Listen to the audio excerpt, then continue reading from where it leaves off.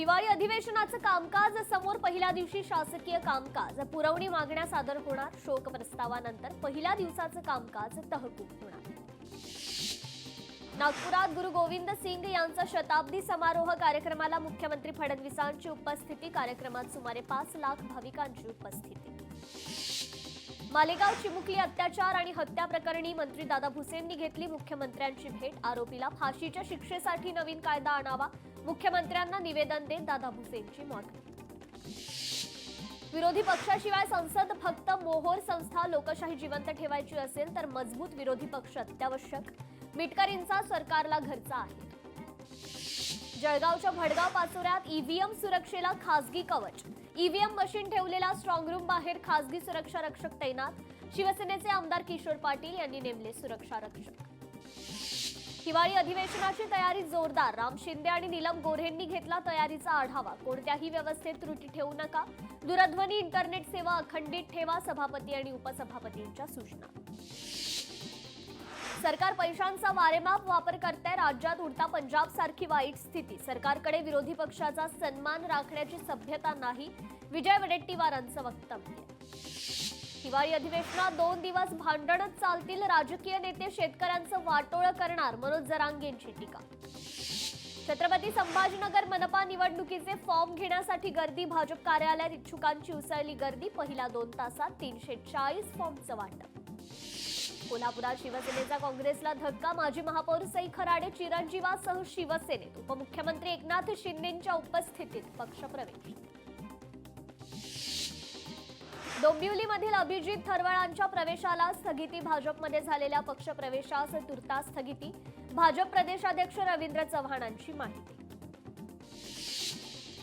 संगमनेरमध्ये EVM machine ठेवलेल्या strong room मध्ये कॅमेरे बंद झाल्यानं नागरिकांमध्ये मोठा संभ्रम। सर्व उमेदवारांची तातडीनं घटनास्थळी धाव। भाजपचे मनसुबे हाणून पाडा। उद्धव ठाकरेंच्या कामगार सेनेच्या पदाधिकाऱ्यांना सूचना। भारतीय कामगार सेना म्हणून एकसंघ राहा। भारतीय कामगार सेना ही कुणाची मक्तेदारी नाही, उद्धव ठाकरेंनी टोचले ज्येष्ठ नेत्यांचे कान। विरोधी पक्षनेत्याशिवाय विधिमंडळ कामकाज होणार का, या प्रश्नावर राम शिंदेंचं आश्चर्यकारक विधान। स्वातंत्र्यानंतर सुरू झालेल्या प्रथा आता सुरू असणं अभिप्रेत नाही, विरोधी पक्षनेते पदावरून राम शिंदेंचं विधान। जय पवारांच्या लग्नात काका पुतण्याचा एकत्र डान्स। ते राजकीय नृत्यही एकत्रच करतात। 2024ला मी त्यांच्या राजकीय नृत्याचा शिकार झालो, राम शिंदेंची अजित पवार रोहित पवारांवर टीका। मुख्यमंत्री फडणवीसांच्या पुस्तकाचं लोकभवनात उद्या प्रकाशन। राज्यपाल आचार्य देवव्रत यांच्या हस्ते प्रकाशन। अजित पवार एकनाथ शिंदेही राहणार उपस्थित। केवळ बोलून विरोधी पक्षनेते पद मिळत नसतं, पाहिजे तेवढे आमदार आणण्याचा प्रयत्न करा। भाजप नेते प्रवीण दरेकरांची उद्धव ठाकरेंवर टीका। माजी केंद्रीय मंत्री सुरेश प्रभू यांनी घेतली संजय राऊतांची भेट। भेटीदरम्यान राऊतांच्या तब्येतीची केली विचारपूस। अकोल्यात ठाकरेंच्या शिवसेनेचे जिल्हाध्यक्ष गोपाल दातकर यांच्या अडचणीत वाढ। गोपाल दातकर यांच्यावर पैसे चोरल्याचा आरोप। जिल्हाध्यक्ष विरोधात पोलीस स्टेशनमध्ये गुन्हा दाखल। कल्याण डोंबिवली महापालिकेत महायुतीचा महापौर बसवण्यासाठी आमचे प्रयत्न। खासदार डॉक्टर श्रीकांत शिंदेंचं वक्तव्य। उद्यापासून नागपुरात हिवाळी अधिवेशन। विविध मुद्द्यांवरून विरोधक सत्ताधाऱ्यांना घेरणार। केंद्र सरकारच्या मदतीचा विचार न करता राज्य सरकारने राज्यातील शेतकऱ्यांना मदत केली। चुकीची माहिती पसरवू नका, आमदार राणा जगजितसिंह पाटील यांचा खासदार ओमराजे निंबाळकरांना टोला।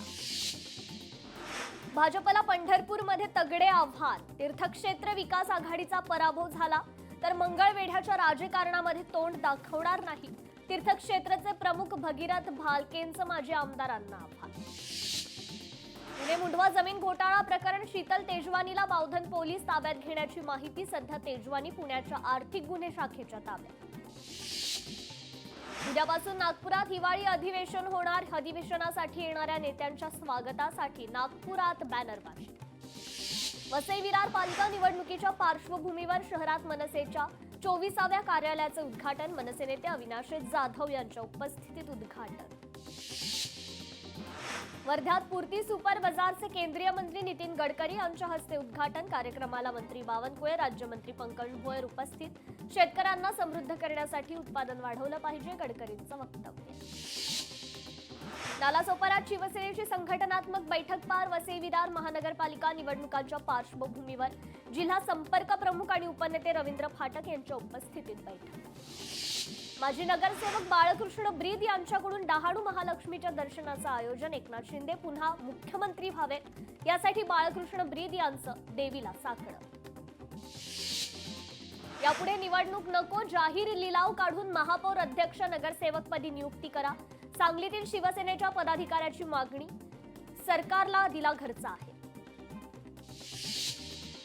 अहिल्यानगरमध्ये पालिकेच्या प्रारूप मतदार यादीत श्रीगोंद्यातील 4381 नावं. शरद पवारांच्या राष्ट्रवादीनं प्रारूप मतदार यादीवर हरकत नोंदवली. मुंबई शांत, सुरक्षित आणि शाश्वत विकासाच्या मार्गावर राहावी हेच आमचं स्वप्न. मात्र भाजपचा 2 समाजांमध्ये तणाव निर्माण करण्याचा नवा डाव. शिवसैनिकांकडून जैन मतदारांना मारहाणीच्या आरोपावर ट्विट करत अखिल चित्रेंचं उत्तर. यंदाचं हिवाळी अधिवेशन वादळी ठरणार. शेतकऱ्यांच्या मुद्द्यासह पार्थ पवार जमीन घोटाळा आदी मुद्दे उपस्थित केले जाणार. दुसऱ्या दिवसापासून विरोधी पक्ष विविध मुद्द्यांवर आक्रमक भूमिका घेणार. 8 डिसेंबरपासून नागपूरमध्ये हिवाळी अधिवेशनात धडकणार 33हून जास्त मोर्चे. 22 संघटनांनी धरणे आंदोलन तर 17 संघटनांनी साखळी उपोषणाला मागितली परवानगी. आणखी मोर्चांची संख्या वाढण्याची शक्यता. पिंपरी चिंचवडमध्ये 2 कोटींच्या लाच प्रकरणी पीएसआय प्रमोद चिंतामणी शासकीय सेवेतून बडतर्फ. पैसे दुपटीचे आमिष दाखवून अनेकांची फसवणूक. आयुक्त विनयकुमार चौबे यांचे बडतर्फ करण्याचे आदेश. इस्कॉन मुंबई आणि इस्कॉन बंगळुरूत वाद. इस्कॉन मुंबईच्या पुनर्विचार याचिकेवर सुनावणी पार. भगवान कृष्ण या सगळ्याबद्दल काय विचार करत असतील, सर्वोच्च न्यायालयाची टिप्पणी. बुलढाण्यात 27 ते 28 डिसेंबर रोजी महाकवी वामन कर्डक साहित्य संमेलनाचं आयोजन. साहित्य संमेलनाच्या लोगोचं मान्यवरांच्या उपस्थितीत प्रकाशन पार.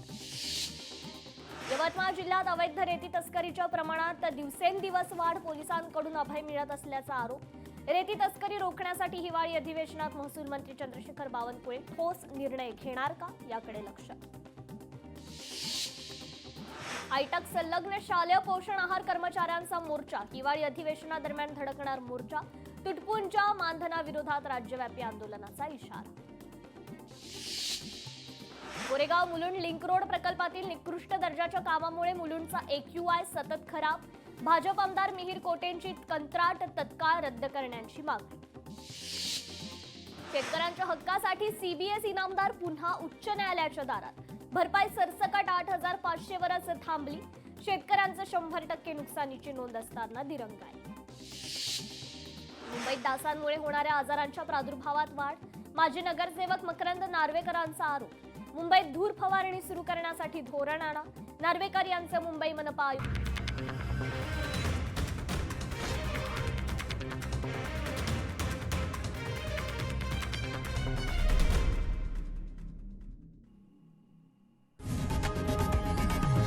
लोकशाही मराठी ऐका, पहा, जागरूक रहा.